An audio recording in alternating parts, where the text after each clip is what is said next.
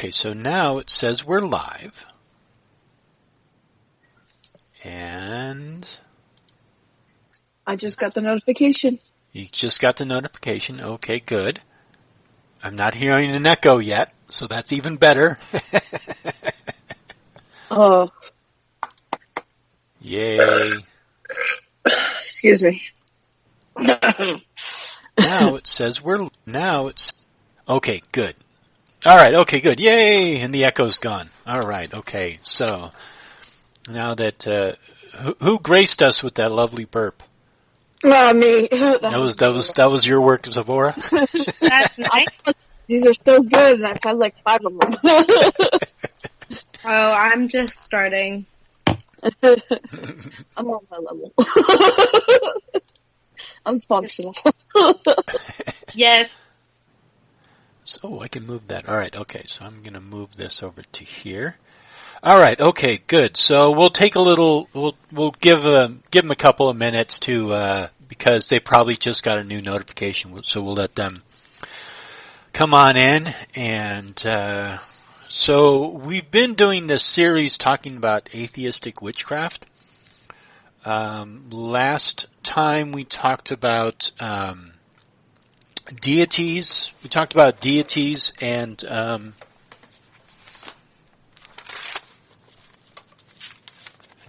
we talked about gods and deities. Something else I can't read my writing. Oh yeah, witchcraft and atheism, requirements for our traditions, culture versus religion. So I think this time we're going to talk about morality, and there was one other suggestion. What was that? Oh, it was how your practices have affected those around you, or how religion has affected those how religion has affected your progress or practice. Mm-hmm. Also, how other people view your practice is affecting them, I think is a better way to phrase the first thing I said. Because basically, if you're doing it right, it shouldn't be affecting those around you. Okay. All right. So those are the two topics, and then we'll probably answer questions towards the end. But if you have a question that pops up during maybe a conversation, feel free to put it in the chat. I will. I was talking to the chat, but you can do it too. Sure.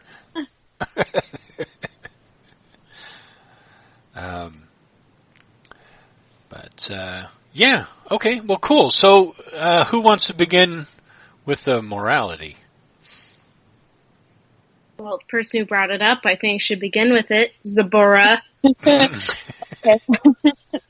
Well, personally, I've talked about this before. I view morality in regards to human well-being. And this is something that I heard on the Atheist Experience. Unfortunately, I cannot remember the guy who came up with it. So maybe when this live chat is over, I'll send the link and you guys can check out that guy's information. But basically, I view morality as whatever is beneficial to someone's life, and then what is good would be something that is beneficial to someone's life versus something that could be harmful to someone's life. So, I view morality as, it's hard to put it. I wish I could remember that quote. But it's basically if it's beneficial to someone's well-being, then it's something good. If it's something that impacts someone's well-being, then it's something harmful and it should be avoided. So, if I cut Lilokin's head off, we can all agree that would be very harmful to his well-being, correct? So that would be something that would be immoral, correct? So, okay. So, and that could be viewed as dying on Lilokin's part. He's just like, yes, it would be. I just want to make it very clear to people not to chop off my head. Right, but see, that is something that we can also view as a society as being objective. That would be something that could negatively impact the well-being of Lilokin because he would be dead. So, I view morality in regards to well-being, human well-being. Mm-hmm. And Okay, but how does that tie in with you? atheism? Well, I mean, I don't know. I mean, I guess my question is, do you feel that morality is somehow linked with your beliefs or with your I don't want to use the word religion, but I mean, how does morality tie into your belief system? So, I think me being an atheist kind of impacts that the most, because as much as I love like ancient Egypt and the religion that surrounds it, they did some immoral fucked up shit. They owned slaves. They invaded. They killed. I'm sure they've raped. It's just a part of human history and human culture. So I think that me being an atheist influences my practice more so than the ancient mindset. However, there is a quote in one of the papyrus. It's one of the books of overthrowing Apep, who is this negative entity. Ra says, "I did not command people to do wrong. It is their heart that betrays them." So to me, that speaks to each person being responsible for their own morality, or their own, well-being and taking care of others and stuff. So that's how I would say that kind of ties in with Kemeticism. But at the same time, Egypt was a primitive culture and they did fucked up shit. So I think that it's important to acknowledge that. I think it would be pretty difficult to find any culture that didn't do quote unquote fucked up shit by our standards today. Right, yeah. Right. I mean, what did America do to the Native Americans, Well, what did every single culture do to every other culture throughout history and also before history? I mean, wars are recorded in history, I mean, there's always been wars and there's always been stuff like that. So, but anyhow, what are your thoughts on it, Amber?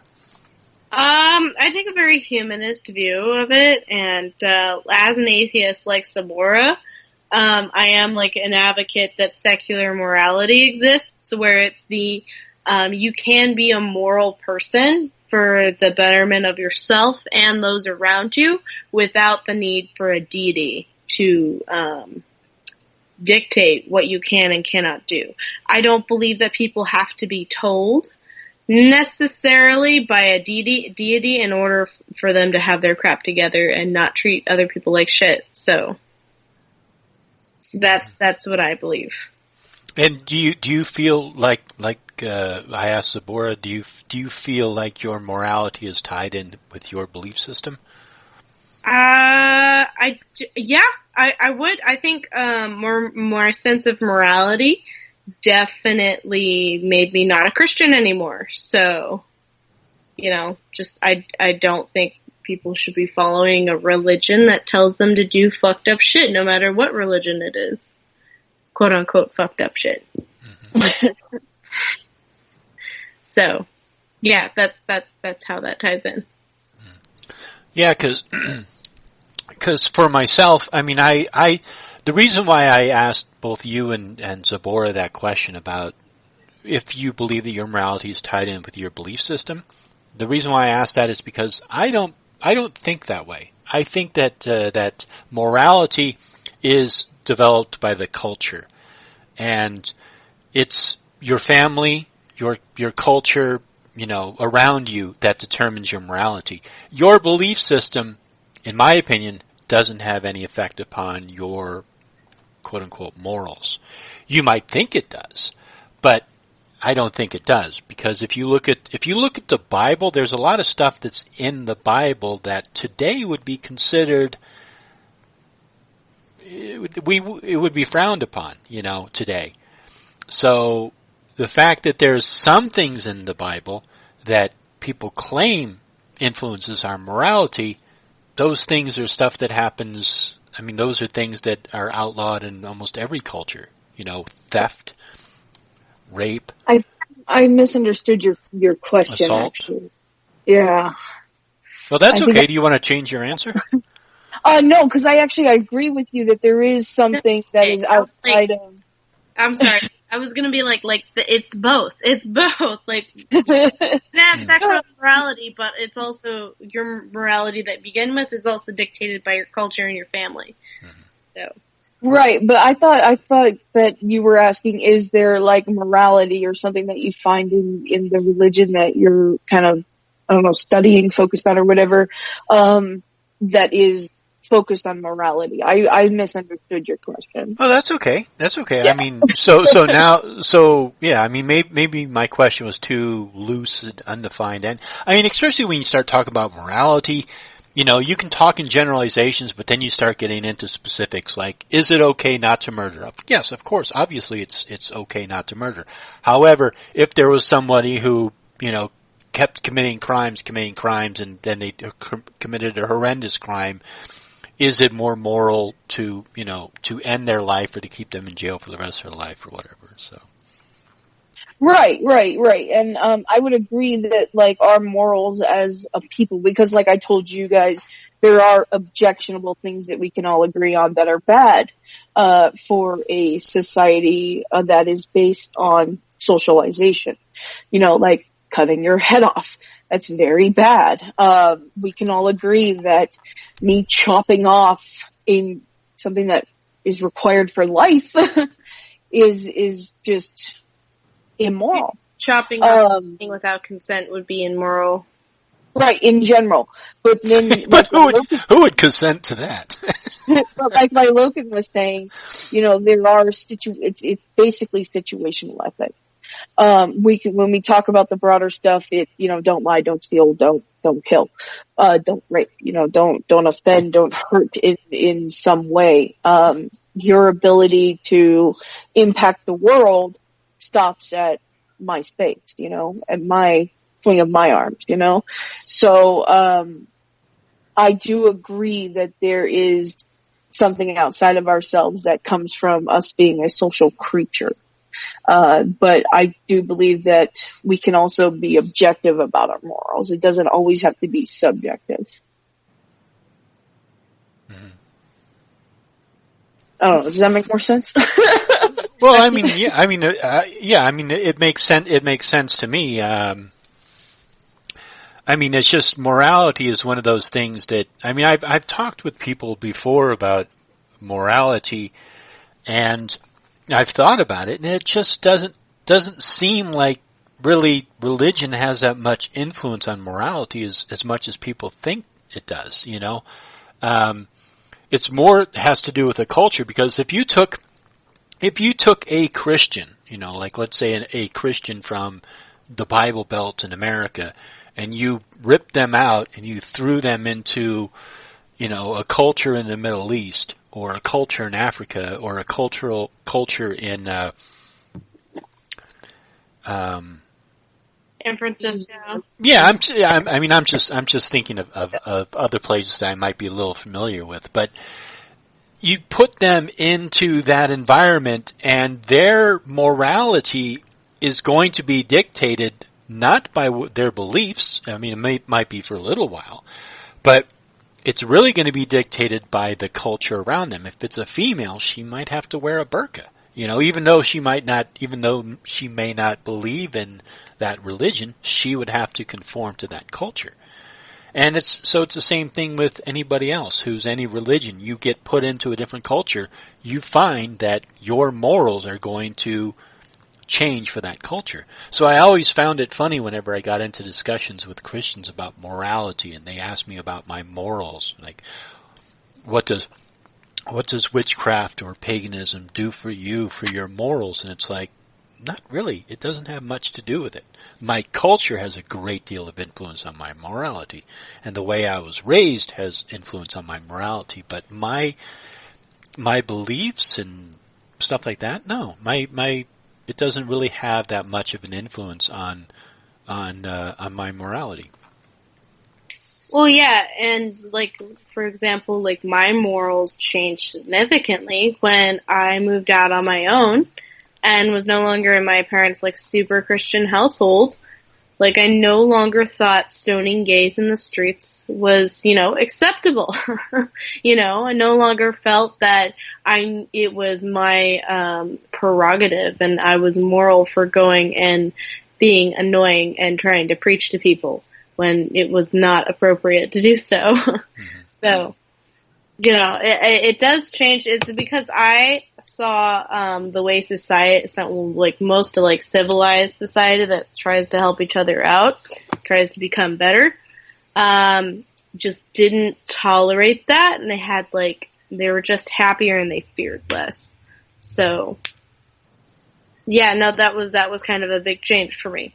But yes. Culture depends on what kind of culture, but yes, different opposing cultures sometimes make a melting pot of morality. Well, see, yeah, I would agree that everyone's morals, we can change, we can learn to grow, we can do better or worse, but I think that religion has been a major part of a lot of people's cultures, and a lot of that stuff is ingrained. Yeah, the Bible Belt, like you mentioned, their culture is based off their religion, largely. Yeah, so. But I also talked about, but actually, maybe I misspoke, but what I was talking about was you could take somebody from the Bible Belt, lift them up out of that culture, transplant them into another culture that had a completely different religion. And you would find that that person's morals who's uplifted from the Bible Belt is going to change to adapt to that culture. That's what I was saying. Yeah. Well, I don't disagree that there have been, people who have, I don't want to say changed hands. That makes them sound like property, but there are stories of even Vikings taking, people back to the British Isles and staying in different settlements for over the course of a winter. And then you have, in the Coptic Church, you have, cultural influences from ancient Egypt inside the Catholic Coptic Church. They throw flowers into the Nile, and that's actually part of an ancient pagan ritual for appeasing Nile deities. But for them, it's for one of the saints, for Jesus and stuff. So I can see that a person can change based on the pressures of society, what they're taught, what have you. I just I don't know. I think there is kind of something that basically says, it's part of evolution that says, be a good person, don't do wrong, in most people. I'm not sure if that's influenced by my understanding as an American or whatever, growing up in this day and age. It very well could be, but if you look at all ancient texts, they do say, don't steal, don't lie, don't murder. Basically try to contribute to your society in some way. If you look at the Book of the Dead, you have a bunch of spells in there for doing good deeds, but you also have a bunch of spells in there for doing absurd things like not eating poop in the afterlife. So I think that morality can change. Like Logan said, it can be subjective, but I think that there is something that has to do with us evolving as a social species that also kind of dictates how we behave towards each other. Just in a broader general sense.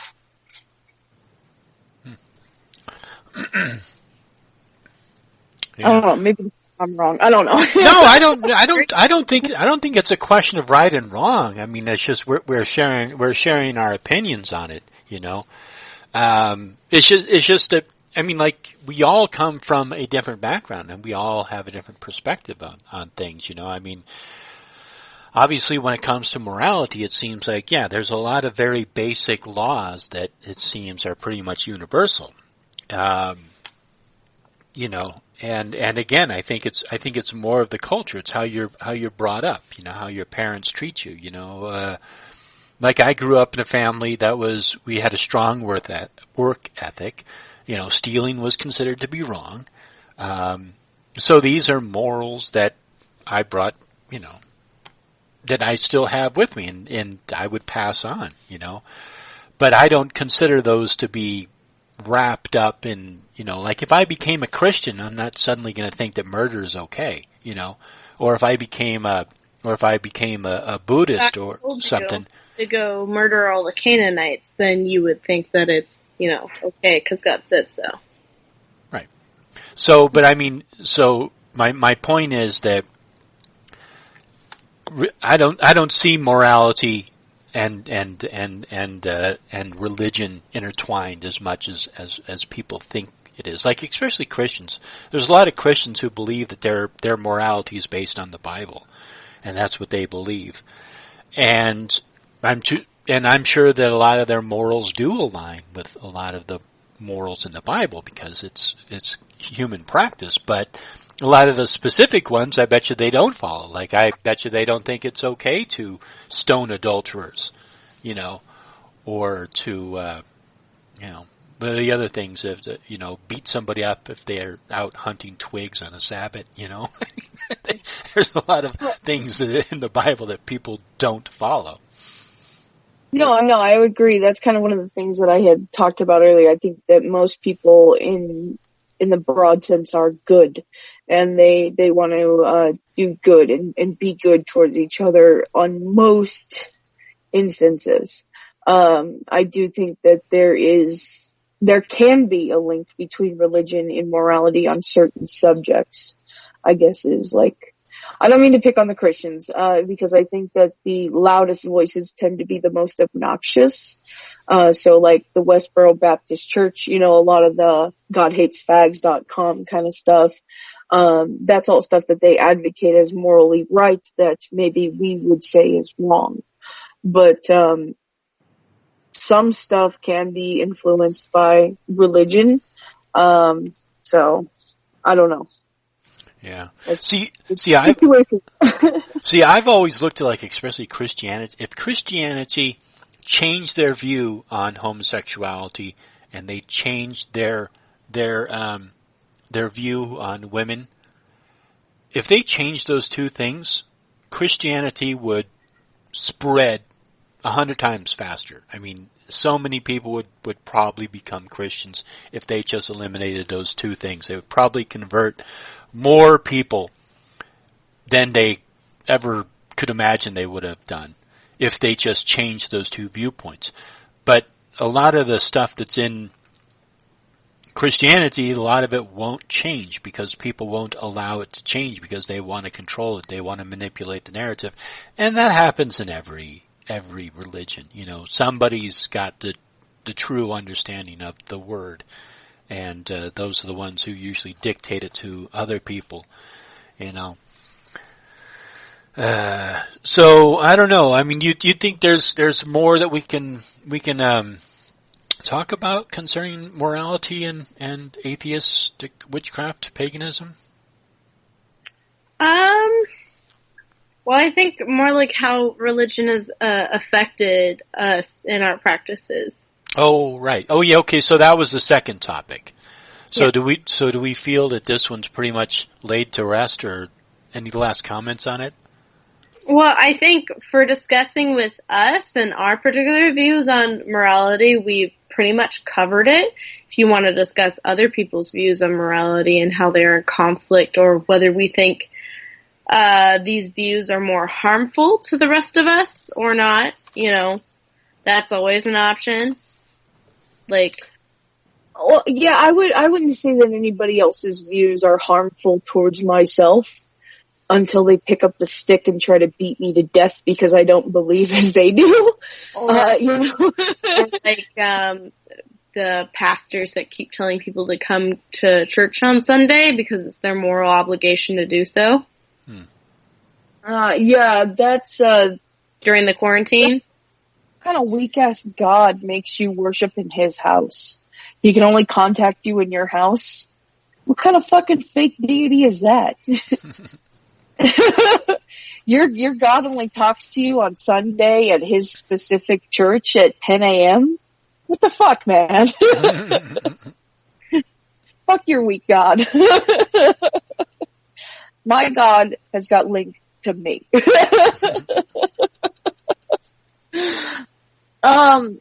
No, I don't, a lot of that stuff is about money, the mega churches and whatnot. But, to kind of touch a little bit on what Loken said with, the homosexual and the women thing, in regards to Christianity, I personally, may have been a little bit less hostile towards Christianity in that regards if they did treat women better and if they weren't so, judgmental of other people who don't believe as they do. But there is still, problems that I found within the Bible that, of course, don't convince me. So I'm not sure if it's, that we're actually becoming more scientific or that we are kind of waking up more to the, biases within most holy books. So I'm not sure if more religions would spread if they were more open towards women or something. That's just my thing. I'm not sure if that's correct or not. No. Well, it depends. It depends on the different, cause at a certain point, a toxic religion creates a toxic culture, which feeds more into the toxic religion, which it's just a spiral. So a lot of, very extreme Islamic, states and stuff like that, their culture is, well, you're a woman, how dare you talk back to me, you're death, it's death for you, or stuff like that, where it's continuously, even if they weren't religious, they'd still treat other people like crap because they can. Well, I don't know. I think a lot of religion. It's because of religion, because it fed into the culture so much that it's still producing the same results. I think the problem is that no one reads their fucking holy books. Or read their holy book too much. Or yeah, they get attached to an idea, like Logan said, it's very picky. But do you know what I'm talking about though? With the culture becoming toxic because of the religion? Yeah, but I don't see it as a one-way street. I see it as kind of a two-way street. I see that I can see. I mean, I believe in evolution. I believe in evolution of biology. I believe in evolution of thought. I believe in evolution of practice. So I believe that over time, culture has influenced religion and religion's influenced the culture. And it goes back and forth, back and forth. I mean, most of the people who I've gotten in arguments with about, in particular, let's say Christianity, is the interpretation of certain passages. They'll interpret a passage one way, and I'll say, well, yeah, but why do you read it that way? Somebody translated it that way, or you put this extra spin on it, or you put this extra belief on it, because if you read the passage for what the passage says, it doesn't say anything else. For example, the one that I'm using is, I don't know which one it is, but it's the one that everybody cites for homosexuality. And that is that man shouldn't lie with another man. Now, the way that most people interpret that is that they assume that what that means is that men are not supposed to have sex with other men. But other things in the Bible they just completely ignore, or they won't point it out, or they'll interpret it differently, or they'll say, well, God didn't mean that. Or they do the cop-out where they're like, oh, the New Testament was for the Christians and the Old Testament is for the Jews. Yeah, exactly. And so it's kind of like their opinion about those things is influencing how they interpret their beliefs. So it's like, people said to me, they say, well, it's not what God is, or it's not what I believe. I don't hate the person, I hate the sin, or that's what God says.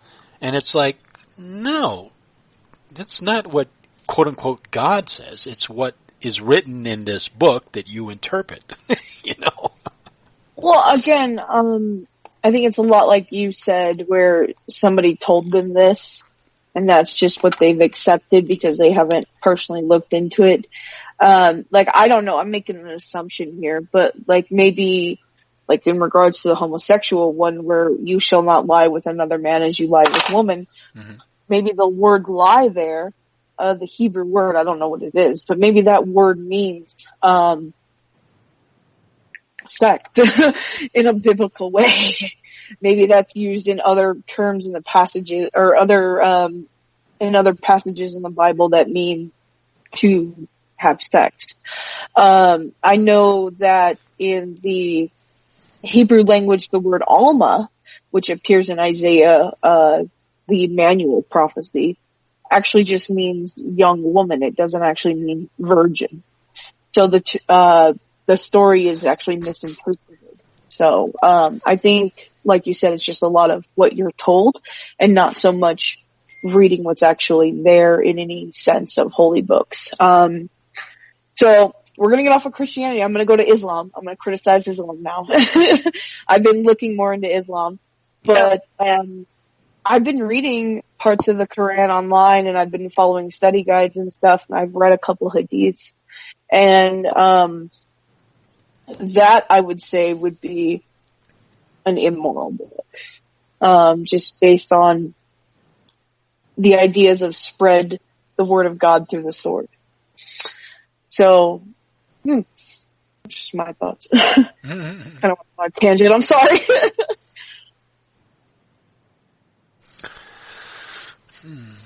Yeah. Well, let's see. Okay, so we talked about morality. So what was the other part of that, Amber? Maybe you can describe it. It was how has religion affected your personal practice? How have people viewed your practice as affecting them and their lives? So, two parts to that. So, do you want to start us out? Because I the first part, I kind of understand, but that second part, I don't quite understand. Okay, so, the second part is mainly for example, my mother won't let me have my sisters and my brother over because I practice witchcraft and she thinks it's gonna stick to them or something. And it's because I have these practices that she doesn't want me coming over. She doesn't do this. She doesn't want me being around the kids by myself. It's weird things like that. And, but however, my grandmother, who is Christian, she's pretty Christian, but she's also pretty cool with it. And she's like, oh, okay, it's your deal. I'm not worried about it. So sorry to interrupt you, Amber, but what is your mom concerned that you're going to do with them? I mean, are you practicing around them, or what does she think is going to happen? Yeah, it's weird. No, I kept it separate because, they're Christian and I have no reason to involve them in it, Yeah. And they're curious and they want to watch, I'm okay with that, which, my sister was curious about it. So we did that. We didn't tell my mom, but no, it's basically, I asked, I was like, why is this a problem? And she's like, I just don't want them around that. And I'm just like, okay, that's not very, but I don't know, but again, I don't understand that. Are you, when you practice, do you have an audience or is it, for myself, it's a very personal thing. Yeah, I don't invite people over to watch me practice. You know what I mean? The only reason I invite people over is because of they're a part of the ritual, but right. That's very rare. And I have it put away, but it's because I do it in my apartment. She doesn't want them over at my apartment because I don't know, the witch and the gay germs get everywhere and they don't want her on the children. I don't know. So okay. So what it is she actually just doesn't want them around you. Yes. Okay. Well, that too, yeah. Yeah. Because that's like saying, well, I don't want my kids hanging out with that Christian because on Sunday they can take him to church. No. People hang out with other people and especially other relatives, and it doesn't mean that they're going to take them to their church and indoctrinate them into their beliefs. Oh well. Yeah, It's something that's weird. Yeah. And what about the first part of that? Oh, how has other religions affected your practice? Okay. How they impacted yours. And then we'll go around. I was, me being hardcore Christian before I started practicing, and even kind of being sort of Christian, but not really, when I did my first spell. I was kind of terrified of it because I had been, like, the religion surrounding me had been like, oh, you're supposed to be afraid of everything. That's not the religion. So, like, it was definitely something that I eased into or, like, felt very tentative, and I didn't really, like, embrace my full, like, practicing potential, really, and it didn't really start becoming really beneficial for me until I kind of just said, fuck it, I'm just going to do what I want to do. And so I wish it had been a little bit more open, a little bit more information was given to me as a kid, but, it's whatever. But I was just curious on how it affected all of you. Do you want to go, Zabora? Yeah, sure, but I kind of have a question for the both of you before I start. Were either of you theists when you started practicing the current path you're on now? Or were you already atheists before you started on your current path? Well, I was still Christian at the time, but sort of not really. It was more agnostic. So you were more Gnostic when you began, like, practicing witchcraft and yeah, like, I believe I still kind of kept Jesus around, but, like, as an old friend, not necessarily, like, as the Christian belief he's your savior. So it was kind of weird, but then I was just like, I'm just being stupid with this, so, I'm not a Christian, I don't. Okay, well, what about you, Logan? Did you believe in any kind of deity when you started your Wiccan path? I mean, when I was a kid, I had an idea of God, and I started thinking about God, like, and so I sort of believed that for a while. I didn't believe in a particular God, like a Christian God or Lutheran God or a Presbyterian God. I kind of created my own idea of what I believed might be in charge of the universe and everything. So I kind of started out as a monotheist, but then I sort of gradually changed to polytheism, then polytheism gave way to atheism. So that's how it worked for me. So, yeah, well, I didn't grow up with really any religious background. My mother was definitely Catholic, but it wasn't a big influence on me. Well, I was curious because I grew up in a religious household, and one of the religions that had a big influence upon my practice as a witch was actually, and even the Kemetic path that I'm on now was Christianity. I talked about this a little before, and I've talked about this in other videos. I was a Christian. And then I was rejected the idea of the Bible and that concept, and I turned towards, well, God's real. Everyone tells me God's real, so there must be gods. And I started looking for God and other paths. And that led me to my witchcraft. Unfortunately, studying kind of ceremonial magic kind of led me back to, like, the Kabbalah and Christian magic and things of that nature. And I was like, well, I wanted to get away from that. So I would say that Christianity most certainly had an impact because I wanted to find out what influenced Christianity. I wanted to find out what elements influenced them because I knew there had to be other cultures that had religions and gods that were older than Christianity. I knew that couldn't have been the end. So I got very frustrated in that regard. But I would say that Christianity most certainly had an impact upon my current path and led me to Kemeticism. I would also say that my path has influenced, like, my husband, because he was a Christian when we met, and he came from a very isolated community of strict Christians, and witches were bad, and they were like a little bit more, I'll be right back. I don't want to say primitive, that's not the correct word, okay. But they were very much more isolated in their Christianity. So me being a witch and an atheist, he had questions that I was able to answer, and it kind of helped influence him to, I don't want to say like de-Christianize, but that's kind of what happened. He just stopped believing after he was able to have his questions answered. So that's how I would say that my path has influenced others.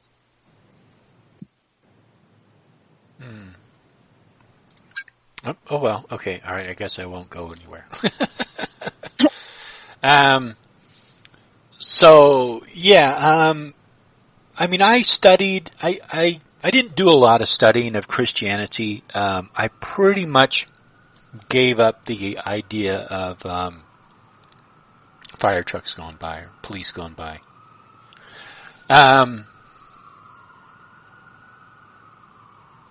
Hurry up! Come Get on. it? We get it. You're important, God. Huh? the sirens. Yeah, I'm waiting for him to pass. Yeah, everybody's practicing social distancing here except the drug dealers. So, the police aren't going to go arrest them, trust me.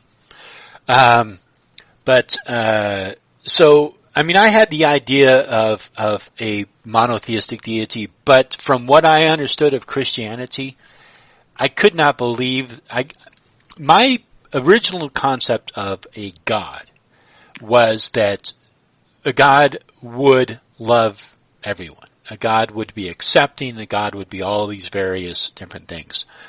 So that's what I believed was the concept of a deity. So having that kind of evolve into polytheism,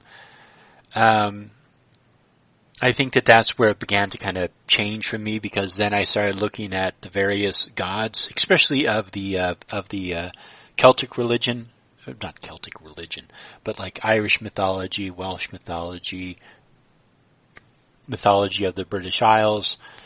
All of those things sort of, it made me look at the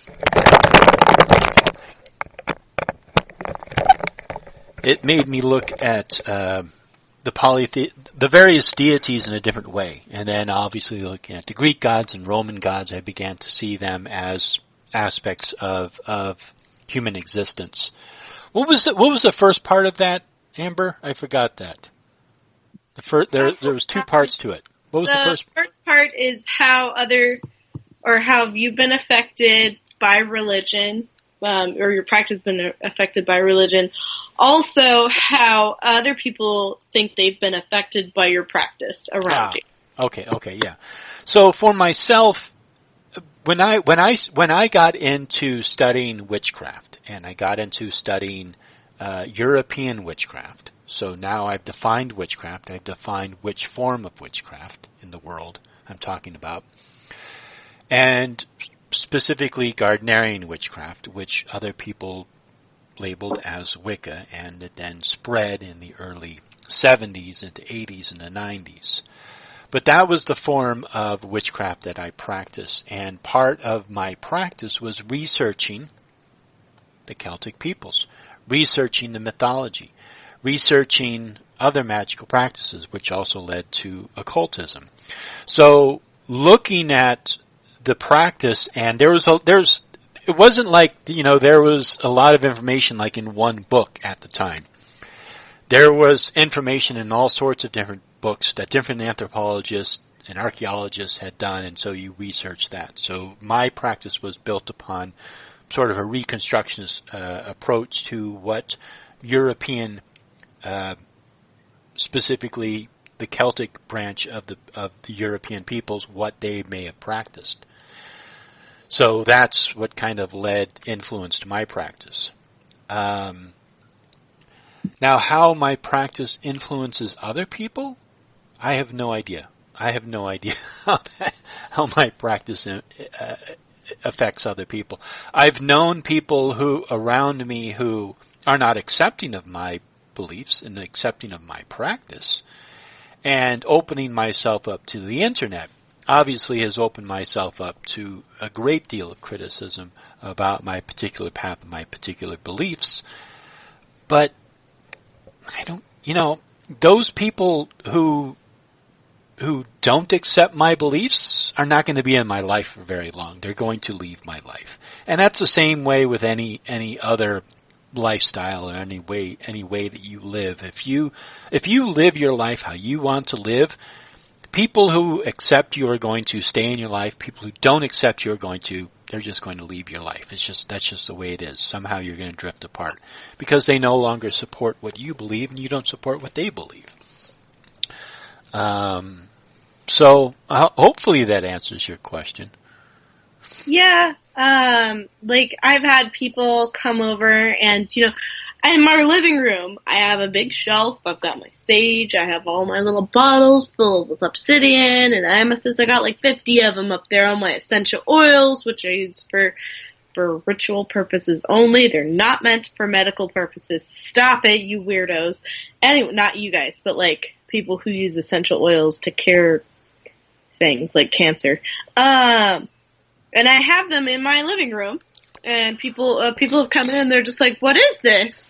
Oh, no, I don't deal with any of that witchcraft stuff. And they're not, necessarily Christian, but they are to the point where they're just like, where they grew witches and witchcraft, or European witchcraft, I think is what I practice.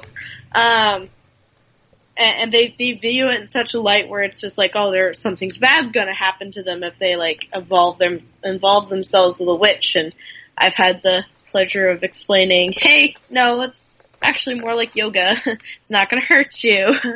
Don't be doing stupid stuff, but like, it's not gonna hurt you. Have you ever had anybody tell you that they don't believe that has any power, and then proceed to tell you about all the magic that like has been performed on them? I've had that happen. Yeah, I'd be like, no, this isn't real. Why is this in the house? And it's just like, if it's not real, why are you bothered by it? Oh, that's not what I mean. What I said was, have you ever had anyone say that they don't believe in it, that it has no power over them, and then proceed to tell you about all the witchcraft that has been performed on them and has taken effect on them?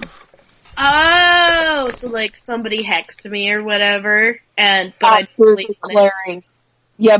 declaring, I have the blood of Jesus, or I don't believe in that, or whatever. Yes, actually, I have. My grandmother has a neighbor that's a witch who's not very nice, but and she's just like, I've been hexed, but she has no power over me, and I'm just like, then how do you know you've been hexed? Like, my washing machines went down within, like, 1 week of each other. I'm like, they could have just been old. But okay. But if it has no power over you, how did your washing machines go down? It's not a coincidence. To be fair, people who talk like that are not usually... They don't understand how things work. I know. I was just wondering if you've ever encountered that, because I've encountered that. Yeah. I had a girl tell me she didn't believe in that, and then proceed to tell me about how she's the product of a mistress and a wealthy man, and the wealthy man's wife hired a priest or a root worker of some sort, because they are Latinas. Hispanic, they hired a root worker to curse the mistress and the mistress's offspring, and they were all y'all are bad. Fuck that. Right. So they paid like thousands of dollars for this to supposedly happen, and then they have sesame seeds. And then if like a worm hatches from a sesame seed, supposedly that's a bad omen, and that's this kind of a curse, and that's it was a gift from this woman, and supposedly worms came out of the seed, and that was a curse. I was like, wait a minute, I thought you were a spiritual person and you weren't affected by witchcraft and you don't believe in witchcraft. I'm sorry, guys. I need to use the restroom. So just go ahead. Hear you. I'm going to be listening, but you won't be listening to me. Yeah, we'll turn it off. We don't want to hear that. So I missed a portion of what she said because I had to plug my headphones into something, so I had to unplug something else. So I unplugged my. Oh, can you hear me? Yeah. Okay, good, because I unplugged one of my mics. So what was she saying about? Well, I missed part of that. She was asking if anybody has come up to you and said, "Oh, I don't believe in witchcraft," but then they talk about how the witchcraft has done something to them or somebody they knew in their life. Oh yeah, all the time. I mean, so what happens is I get people telling me that they don't believe in witchcraft because witchcraft is of Satan and, you know, all this other stuff. So yeah, it's usually two things. It's either it doesn't exist and it doesn't work, or it's all evil. And that's usually what happens. So it's like, if you don't believe in it, why do you believe it's evil? That's usually what I get. But I don't know. For myself, I just find it so funny because they don't understand what it is. They think they understand what it is. And so they create straw men of our practice, and they say, well, it's not what I believe, it's what they believe. And it's like, no, it's not what they believe, it's what you project onto them that you think that they practice. That's the reason why whenever I mention stuff to other people that I talk to online, that they say I'm a low-level occultist, or I don't know what I'm talking about, or they were a higher level, and all this other stuff, because their concept is complete fantasy. It's completely made up. So they make it sound like, you know, like we are able to do these incredible, powerful things. Or like run the world. Where's my fucking check, you know? Mm-hmm. That's what I want. Yeah. So it's really funny. It's like either it doesn't exist or we have a great deal of power, and that's why the New World Order is using the occult to take over the world, because it's so super powerful.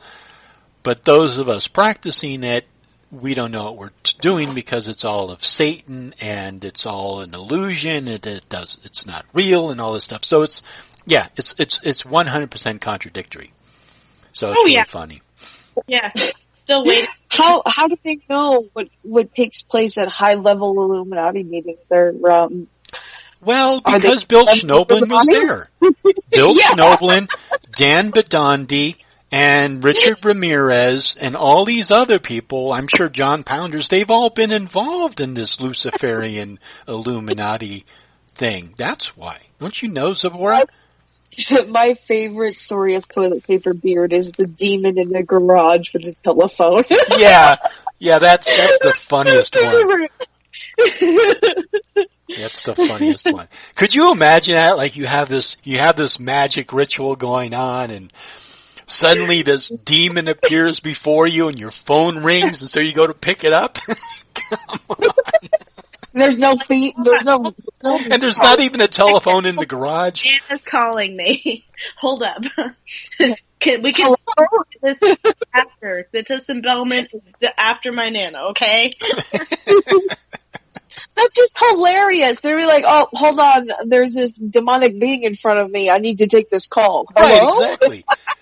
And there wasn't even a phone. That's the clincher. It's like, what the fuck? So did the demon suck him up because he lost concentration when he heard the phone ring? Or did the demon just like have time to apparently they were in this garage. This was happening. The guy's wife was obviously outside of the garage.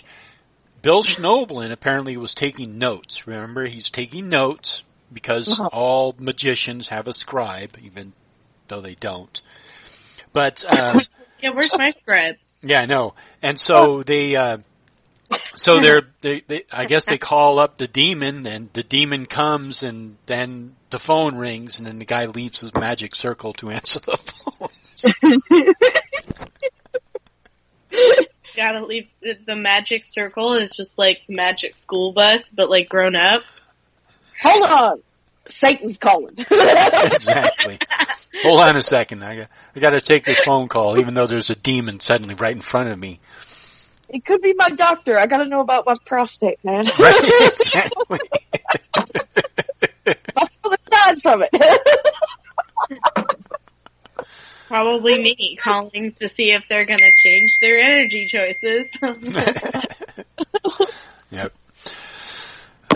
So let's see. So I guess what we'll do now is answer questions if anybody's in the chat. So let's see who's in the chat here.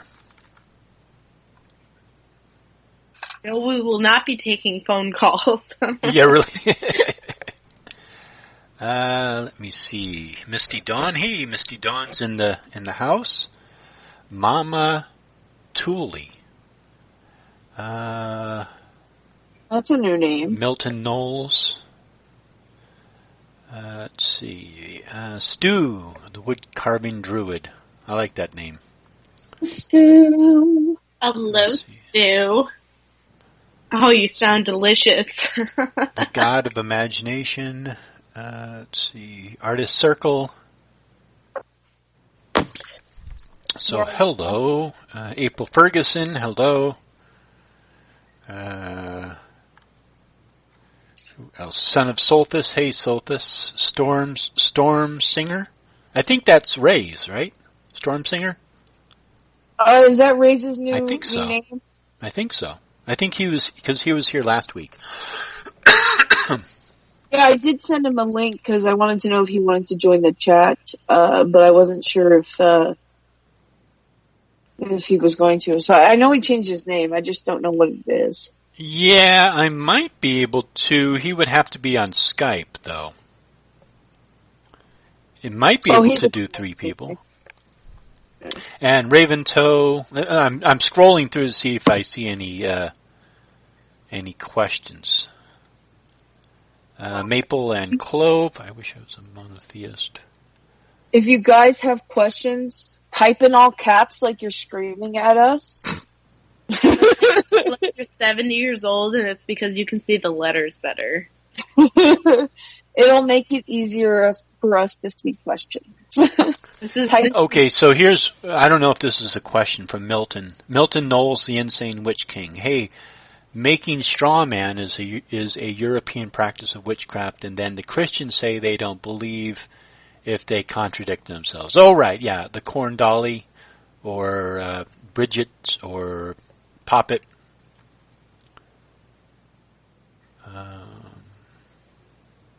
Storm Singer says, I'm Ray's.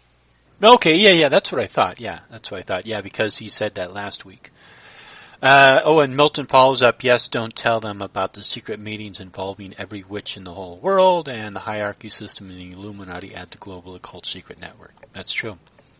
That's true. You know what? If they would pay me, or at least give me a 10% discount card, I wouldn't have to spread Illuminati secrets. Okay? I could sell my soul here. Well, but that's part of our job, is to shill to YouTube so that they know that the Illuminati is not real. I mean, that's part of our job here, is to cover for the Illuminati. I've been shilling for 3 years. They still won't let me in. I think it's a vagina. That's what it is. That's what it is.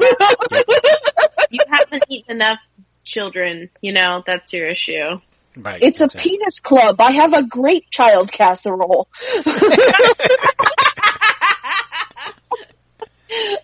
I've never heard it called that, Deborah. One place without him. Child casserole. I have been called the most dangerous kind of person because I have a working understanding of the Bible and what it contains. But they still won't let me live to the Illuminati. Are you being serious, or are you joking around? No, I really did get that comment on one of my YouTube videos. You're the most dangerous kind of person because you understand the Bible. I was like, okay. Weirdly asked, but I don't think you meant it for it to be that written that way. I was like, wait a minute, you're a Christian, right? Mm-hmm. And I'm dangerous because I know what's in your book and you don't? What? I don't understand. I find it very difficult to talk with Christians online. I mean, I really try to kind of inch my way in and just kind of like be nice to them and all this stuff, and they still won't talk to me about stuff. It's really frustrating. Yeah, what they have to do, because I know a couple of them, and I actually might be getting some. There's two that might join us at a different time. Mm-hmm.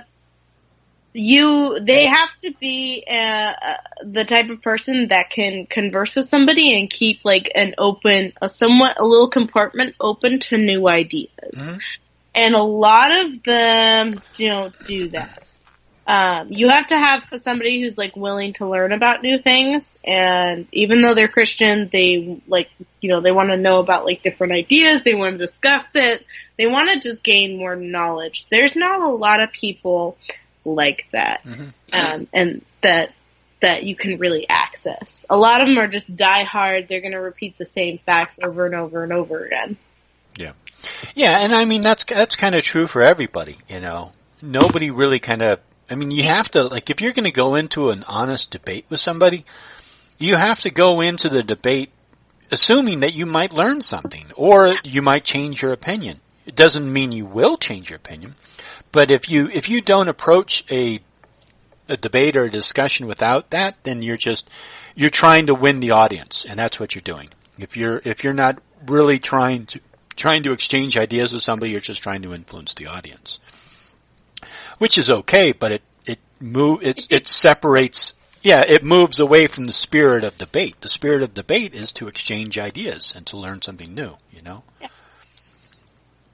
Like, I don't debate with my dad anymore because he just repeats the same things over and over and over again, and you can't.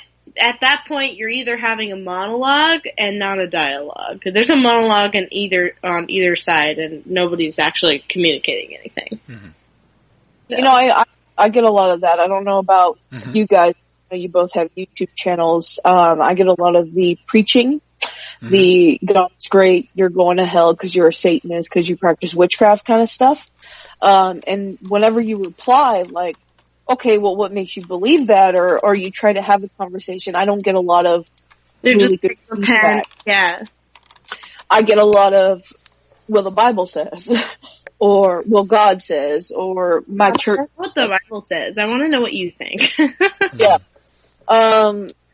So I really have a hard time getting constructive criticism or getting feedback from theists and Christians specifically. So I did just join a new group called Atheists versus Theists on Facebook. Sorry, I didn't mean to give a shout out, but I did just join a new group that's supposed to be about discussion. So, and then that's what the other channel that I've started, the Conversations About God, that's what that channel's supposed to be about, is conversations about theism, about deities and beliefs and stuff. So I'm hoping to get some more open conversations. Cool. Yeah. And do you have a video on that? Do you have videos on that channel yet? I have a few, but okay. They're mostly they're all copies from my current Hermetic Witchcraft channel that I've already done. But I was hoping to kind of like transition them over to that channel because it's all in relation to theism and my views as an atheist. Okay, Amber, did you want to make a comment about this? Yeah, actually. Okay, good. And then I'm going to read a question from the chat. So go ahead after okay. that. I have noticed when debating with Christians, it is important to keep in mind. I know Loki didn't grow up a Christian. So, you're just like, what the hell is wrong with you people?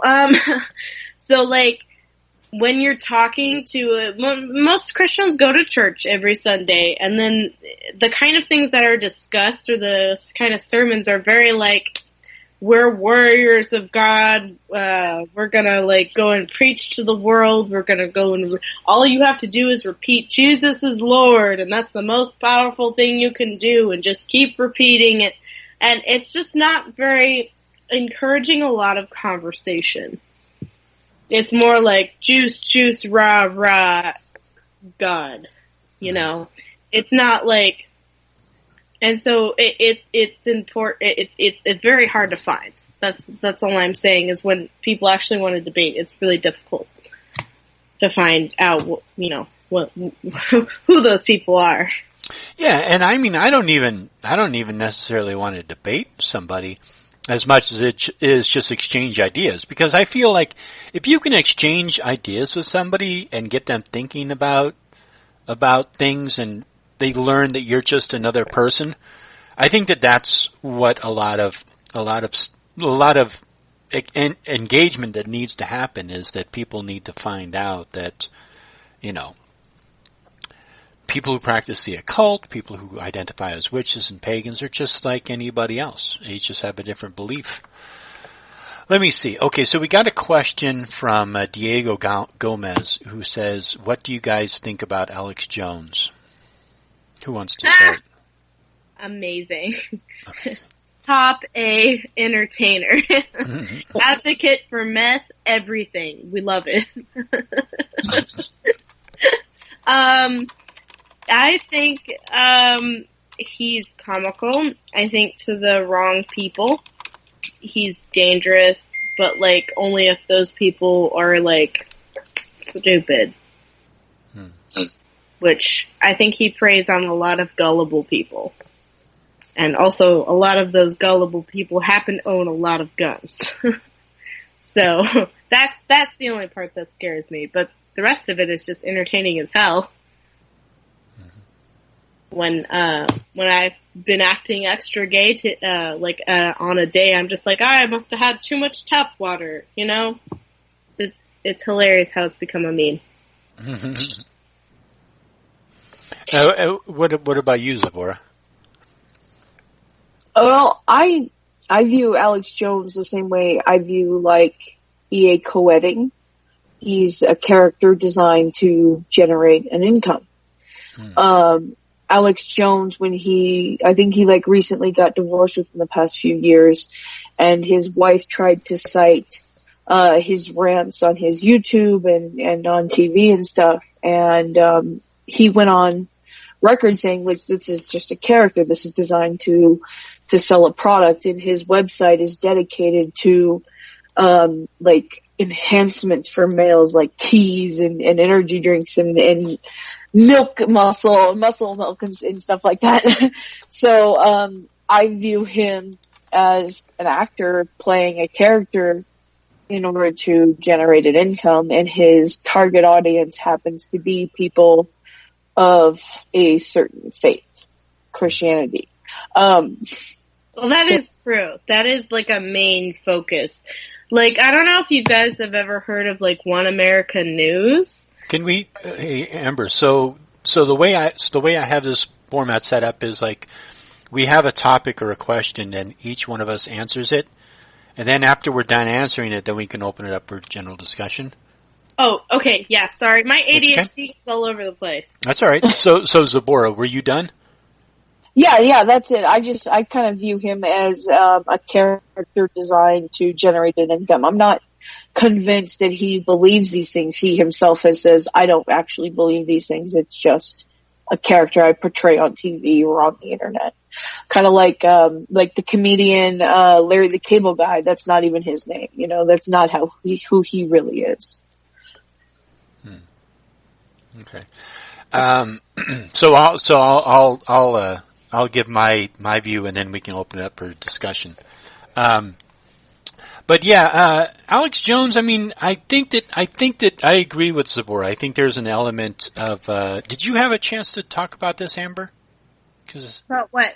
About Alex Jones. Yeah, actually, okay. I was the first person that did. All right, sorry. Sorry, short-term memory here. There you. But yeah, I mean, Alex Jones, I think there's an element of him where, yeah, it's just an act. It's a joke, you know. I think that a lot of Christians don't believe it's really wrong to denigrate people who practice the occult and witchcraft and paganism, because there's all these other things, really despicable things that they associate with us. And I think that Alex Jones has been one of those people to perpetuate it. He perpetuated the whole Pizzagate thing and the spirit cooking, and even before that, all the other satanic panic nonsense from the 80s and the 90s. So I think that they think that it's okay to denigrate people and to make up bullshit and to pass it along. But it's not. You know, they're lying about people. And they need to understand that, especially Alex Jones. So I get concerned whenever people start equating conspiracy theorists with either the right or the left. I think that that's a broad generalization, and I think that politics needs to be taken out of that, because what happens, especially nowadays with identity politics, is that people they have identity politics, and so they associate everything on the right with everybody, and then everything on the left with certain groups of people. Yeah. And it's not that way. People on the left have various opinions that also cross over into the right. People on the right have ideas that cross over into the left. So you'll have people on, quote-unquote, the right that have conspiracy theories about, like, Obama, or conspiracy theories about the DNC, or whatever it is. Then you'll have idiots, complete nuts, who have conspiracy theories about 5G and Pizzagate and all this thing. But those people are not necessarily always on the right. There are people on the left who have conspiracy theories generated just towards the left, and also they participate in conspiracy theories. Extreme views anywhere are not helpful for anyone. Yeah. But Alex Jones, as a person, as an entertainer, I don't think he should be deplatformed. I think that he should be mocked, ridiculed, and corrected. As with every other single conspiracy nut out there. I think that that's... Okay, Amber, go ahead. I'm done. Oh, sorry. I was going to say the deplatforming happened as a... I like, my ADHD gets to the point where I don't know other people are talking, and I'm like, idea must get out. I'm trying to take medication for it, I promise. I don't, yeah, I mean, that's fine, but maybe we can start giving you some kind of a verbal cue that we're done. Be like, and go. I don't know. Do the like movie clack thing, just be like, no. The reason he was deplatformed is because he, directly said that the families of the Sandy Hook victims there were no victims, and they were just actors. Mm-hmm. And a lot of his fans were going and harassing the victims' families and saying, oh, you guys are just trying to get rid of all of our guns, how dare you? Different things like that, and that's why he got deplatformed in the first place. Mm-hmm. So it was for an actual thing. Yeah, and in his defense, I don't think he told those people to go and do that. I think that they voluntarily did that, obviously because he was promoting it. Yeah. But I think it would have been much better for him to have been stuck on YouTube, find out that he's wrong, and then had to have come on to his channel and admitted that he was wrong, and then had consequences put in place for that. So I think that he should have been kept on YouTube and then had those consequences put in place. Because I don't think he told people to go and harass this family. But because he told people that it was a conspiracy theory, that, all these people started believing it, and they voluntarily went out and started harassing these families. And they think it happens with that all the time. Anytime that there's a shooter, they think there's crisis actors. So it's not something that only happens with Sandy Hook. It happened with a lot of the other shootings that have happened recently. People think it's crisis actors. Like people right now think that the coronavirus is a joke. They think it's a hoax to cover up for the 5G. You know? Yeah. I was seeing that. I was like, what the hell? Really? Oh my god. Like, I had it, in January. You had what? Oh, the coronavirus. I had, a bunch of people in my office had it too. Huh? Had it reached the United States by then? Were you? Yes, tested? actually, they came out about a week ago. I believe the health department or for California said that it was here back in like November, December, and it really started ramping up in December, January, February. They didn't really notice it because a lot of people were going in, getting tested for flu, and it wasn't coming up that they had any kind of flu yet. So, that's because they didn't have any of the like schematics any COVID-19 programmed in there. They didn't know enough about it.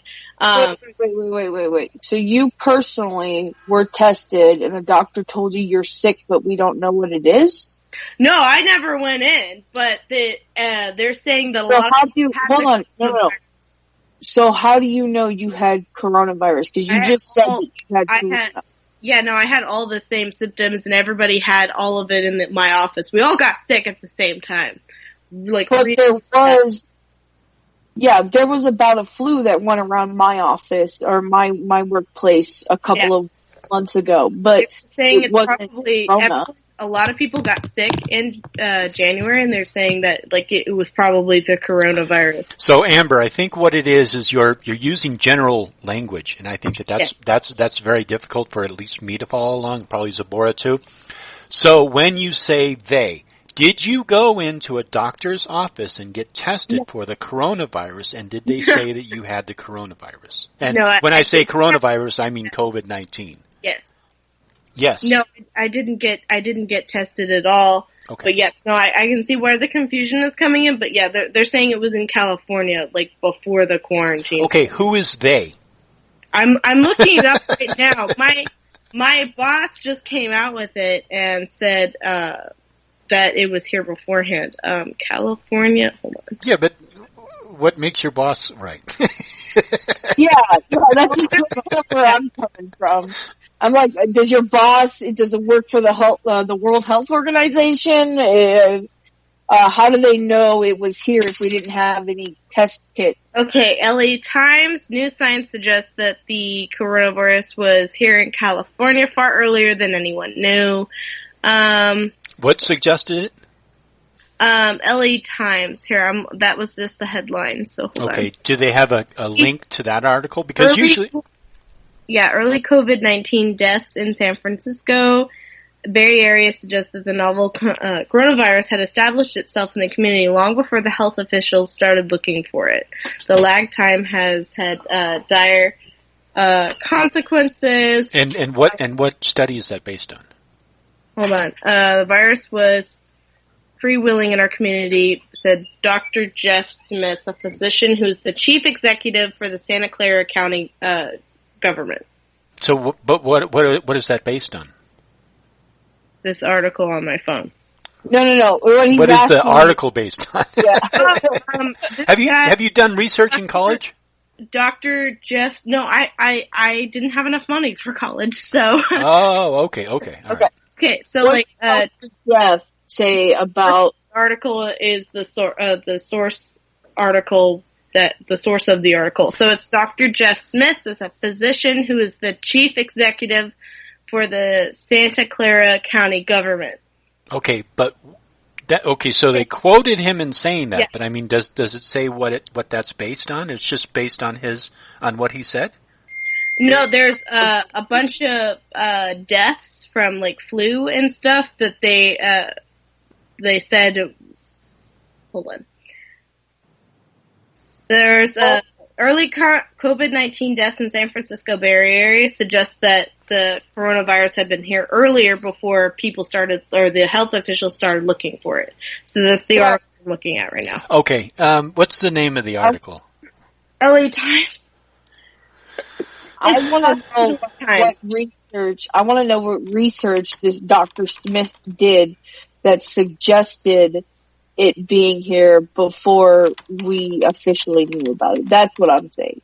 Like, what indicated... They're looking at a bunch of deaths that happened just before, like with flu symptoms, is what I'm gathering from the article, that were happening before the quarantine, like in January and December.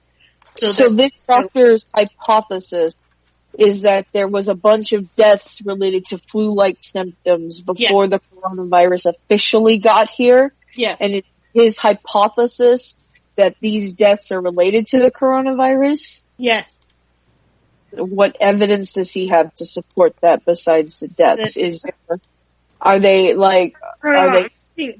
just looking at the article. Yeah. Because, like, coronavirus has very specific symptoms related to it. Yeah. Nausea is not one of them, so that would not be flu-like. Fatigue, I don't think, is one of the things. It's like dry cough and fever and stuff. What's the date on that article, Amber? Well, I'm looking, April 11th. Okay. Yeah, so it was pretty recent. It was the Los Angeles Times. Yeah, it was. It's put on New Science suggests coronavirus was in California far earlier than anyone knew. Okay, New Science suggests coronavirus was in California far earlier. Yes, that's exactly it. All right. Okay. Oh, damn it. Yeah. So from the article, I can't. This fucking screen comes up. You have to subscribe to them. I'm not going to subscribe to them. Oh. So anyhow, so you went into your doctor, and the doctor diagnosed you with coronavirus? I never went in. Okay. I never went in, but a lot of people had the same symptoms I did. I got it pretty bad. I was down. I was the sickest I had ever been. I was like, damn, this is really weird. But yeah. Okay. Yeah, black screen. Sorry about that. I changed. Sorry about that on the settings. I changed it. So anyhow, I forgot what we were talking about before that. Let's see. Probably something to do with mass hysteria. I don't know. Well, we were talking about Alex Jones, and then we got onto the coronavirus thing. Oh, yeah, with the 5G? Yeah. But yeah, no, Alex Jones is kind of a whack job. Yeah. Yeah, because I really wish that I could, clone myself so that I could create more videos, because I think that, a lot of the videos that I've done are video responses to people, and I think what I need to do is do some videos so that I'm responding to the topics instead of the people. So, yeah, like addressing the topic of, for example, Pizzagate and Marina Abramovich, because I can't believe this thing's coming up again. You know, it's like a plain whack-a-mole. You know, you think it's whacked down, and poof, it pops up again. Some other idiot believes this fucking nonsense, and it seems to be spreading, unfortunately. Well, I'm sorry. I thought I had that on mute. Whoops. Well, you all know that I have terrible allergies now. Whoops. Anyway, God, that was violent and loud.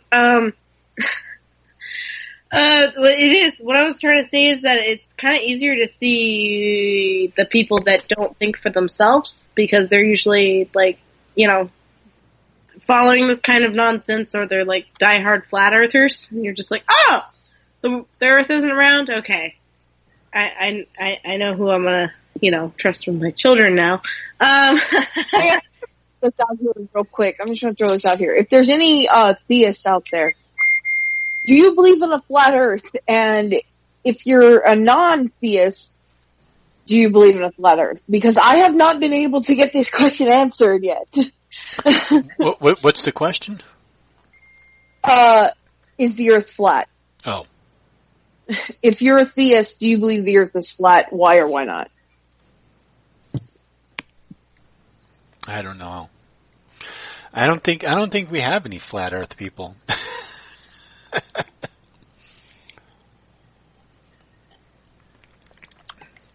It was just something I noticed that, like, people who tend to believe in a flat Earth tend to be religious. I was just wondering if there was any non-religious flat Earthers out there. Yeah. And you ask them, well, why is the moon, it doesn't appear to be flat? They're like, no, the moon is round, just the Earth is flat. Okay. Yeah, it was kind of weird thing. But yeah, no, I know what Zabora is talking about. Although, did you see the Flat Earth documentary on Netflix? It was pretty good. And I think a couple of them are I don't know. atheists. I know that they're out there, they're just not very common. I thought it was like a joke. When I first heard about that on YouTube, I thought it was a joke. I thought people were joking about people who believe in the flat Earth because it's so fucking ridiculous to me. I mean, it is like, it's just so fucking ridiculous. If you think that the Earth is flat, it's just so ridiculous. So, like, I saw this question on here. What the hell is wrong with you people? Why do you spend all your time talking about somebody else's religion?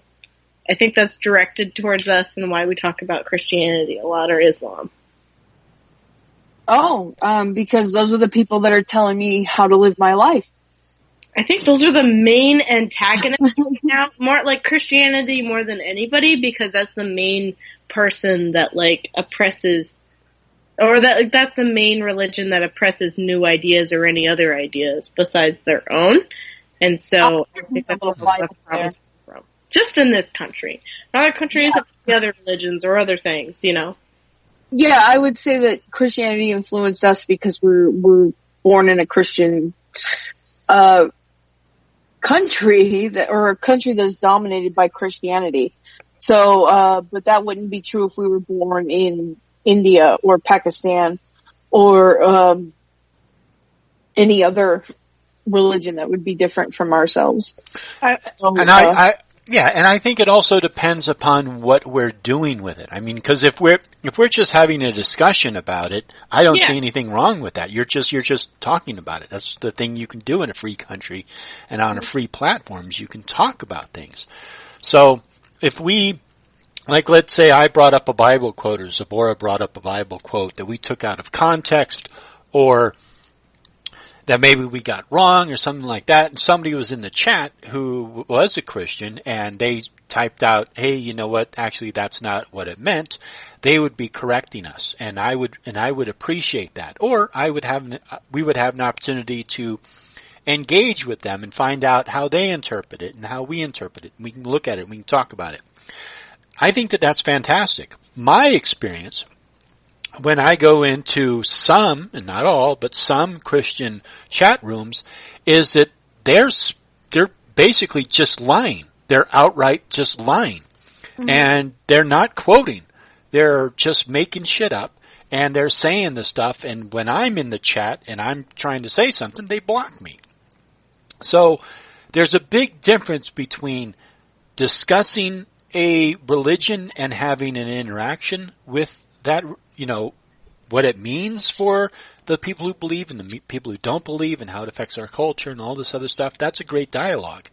But if we're just going to sit here and just lie about Christians and not allow anybody else to say anything about it, then I think that that's a different spirit of a conversation. We're not here to disparage Christianity, although it may sound like it, because each one of us here doesn't believe in Christianity for different reasons. But we're not just unnecessarily bashing Christianity for no reason, and we're not making stuff up. Yeah, exactly. Like, I would. Oh, go ahead. Sorry, Amber. Well, I immediately forgot what I was going to say, so you go ahead and do it. It's fine. To answer the question of why do I talk about another's religion, well, it's because that's the one that, specifically Christianity, that's the one that I was brought up with. That's the one that permeates my culture. And because this is a free nation, I fucking can. So why do I talk about other religions? Well, religion is something that's always fascinated me. Why do you believe what you believe is a question that I tend to find myself asking of a lot of people.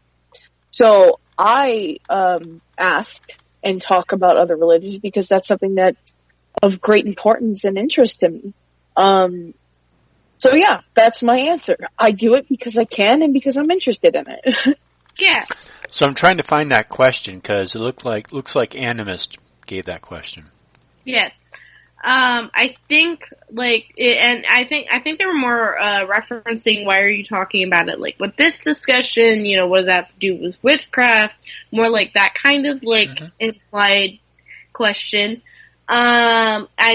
Witchcraft has always been, well, up until about Christianity was formed. Ever since then, witchcraft has kind of been oppressed, and it's important to talk about the things like my question, how has your practice been affected by people's religions? Was directly referencing, you're a witch, let's just say in a Christian family, and they're all like, oh no, you're gonna die, or something like that, and it's like an unnecessarily amount of negativity that doesn't need to be there. But it's only there because they feel like their religion is being attacked, or they feel like they must say something because you're on the road of darkness or whatever.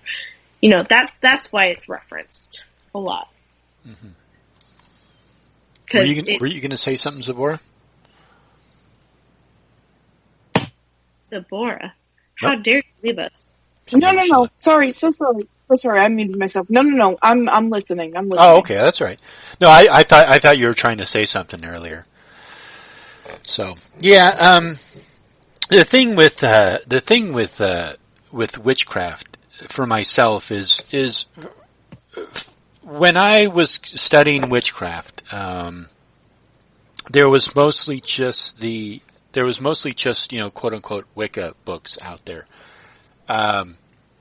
And so a lot of it was very much tied in with paganism, and I think by paganism I mean like pre-Christian European cultures. And I think a lot of people were writing books and spreading information. A lot of books were going out there, and so I think that there was a lot of stuff that people were easily accepting about witchcraft that I think that they should have maybe put a question on. And I think there was kind of a rush to try and get a better understanding of witchcraft and what it means, and there was this belief that it went all the way back to pre-Christian times, and I don't believe that. I think that definitely there was folklore practices, especially in Ireland and England and Germany and Wales and France and various European countries. There were pre-Christian practices that carried on folk traditions, folk beliefs, stuff like that.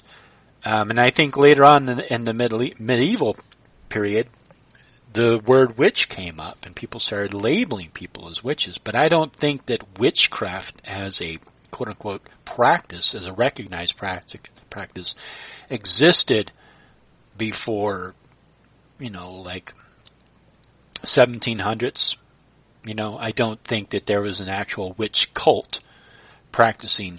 But the reason why I don't believe that is because I haven't found convincing evidence for it. I've found historical evidence for it or historical records of it, but that doesn't necessarily mean that actually happened that way.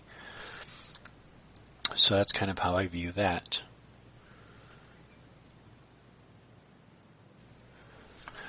All right.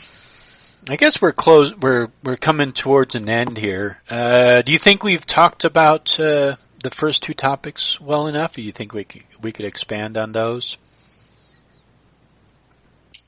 I think what was needed to be said was said. To be honest, we all have similar views on how it goes. it would be far more entertaining to have somebody with completely different views, but, you know, as we are generally good people, we're gonna agree about a lot. So. Well, I don't think that that's right to say that someone who who thinks differently would be a bad person. I don't think it's right to label us as good. No, I mean, like, you know, don't the basic, like, human, like, don't murder people because that's not beneficial to their health. The thing that we discussed earlier. That's what I would say that we basically we have similar morals or ideas about morals. Yeah, like, I'm not going to sit there and try and murder Zabora, and I'm pretty sure you're not going to murder me, so. Yeah, I'm too fat and lazy for that shit anymore. Yeah, I mean, I don't know. I mean, it's morals are kind of like, it's one of those things like, you know, I've heard people say like, you know, well, if we didn't have laws against rape and murder, people would be out raping and murdering. It's like, no. The only reason. Told that, like, yeah, you can't just have oh, I'm sorry. That's but, okay. Yeah, they need to be told that, you know, I've heard this argument before. I know what you're talking about. Like atheists, they're like, why don't you just go and rape and murder and pillage? And I'm like, because I'm not a barbarian. Also, it's just not what we would do. You know what I mean? There are people out there who just don't care, you know, for whatever reason, and they will break laws and they'll commit crimes. But I think that's kind of like a small minority of people that will do that. Most of us just live our lives and do what we do. And maybe if we can get away with something every so often, we might, you know, do that. But I think most of us have a conscience, and that conscience prevents us from doing stuff, you know, prevents us from stealing or prevents us from lying or, you know, doing something that that we understand to be harmful to another person. We just don't do it just because, you know, it's not how we were raised and our life experience is different. Yeah. But I feel like we hashed that subject out. It would be fun to get like some Christian people that are willing to debate on here. Or like, oh, maybe does anybody know anybody who practices Islam? I don't. Yeah, but I would put this caveat on it. I don't want to debate a Christian. That's not, you know what I mean? That's not what I want to do. But I would enjoy talking with them, finding out what they believe, why they believe, and then what they believe about us and what we do. Yeah. You know, I think that would be better. Yeah. Yeah. I agree. I think that would be a really cool thing. But we've been going for like an hour and a half now? Yeah. I'm getting to a point to wrap it up. Yeah. 2 hours. Yeah. Do we have any more questions? I don't think so. Let me check here. So I guess Animus did ask that question earlier. Yeah. Let me see. I have been on live streams with Christians talking. Okay. Walk out the church door, all holy, then continue being an ass. Exactly, yes. Summer animist groups were still practicing witchcraft up until the 19th century in very isolated areas of Europe and some Slavic regions, but they are the exceptions, not the rule. Okay, so Milton Knowles, the Insane Witch King, says summer animist groups were still practicing witchcraft up until the 19th century is very isolated areas of Europe and some Slavic regions, but they are the exceptions, not the rule. That's fantastic, Milton. I'd love to learn more about that. So please hit me up. You've convinced me not to murder people. Oh, good. I'm glad. Exactly. Yeah, I don't see any more questions. So it looks like we're good. Okay, well, if you don't mind, I wouldn't mind wrapping it up here. I do need to use the restroom again, but it's number 2. It's not number 1. You're like, I have to beg things. We have to do a ritual. You know, we gotta stage the place before and after. So Zabora, I'll let you go. Do you want to plug your channels? Yeah, sure. You guys know me. I'm the Comedic Witch over at Comedic Witchcraft. That is a blend of hoodoo and ancient Egyptian magic. But you can reach me at comedicwitchcraft@gmail.com or over on my other YouTube channel, Conversations About God, or on my Facebook, Deborah Maloney, Maloni. So yeah, that's it for me. Great. All right. Cool. And what about you, Amber? Well, I also have a YouTube channel. As Amber says, nope. I also have an Instagram, which I'm probably far more likely to get back to you if you want to reach out with questions. As Amber says, nope, with 2 E's at the end. But yeah, no, that's basically it. That's basically all my plugs for today. I mean, watch this guy and Comedic Witch. That's kind of my only plug. All right. Well, thanks. So it's Amber says nope, and there's 2 E's at the end? On Instagram, yes. Oh, on Instagram. Okay, cool. All right. And hopefully you all know who I am. I'm Hellbound Heathen. This is my channel you're watching, so so I don't really need to plug anything. But yeah, we're gonna try to do this on a weekly basis. We'll see if we can do it on Saturdays and Sundays if our schedule permits. So thank you all for coming out. And see you next time. I will see you in hell, you heathens. Yeah. And Amber, hang on the line. I'll chat with you. Okay. All right. Night all.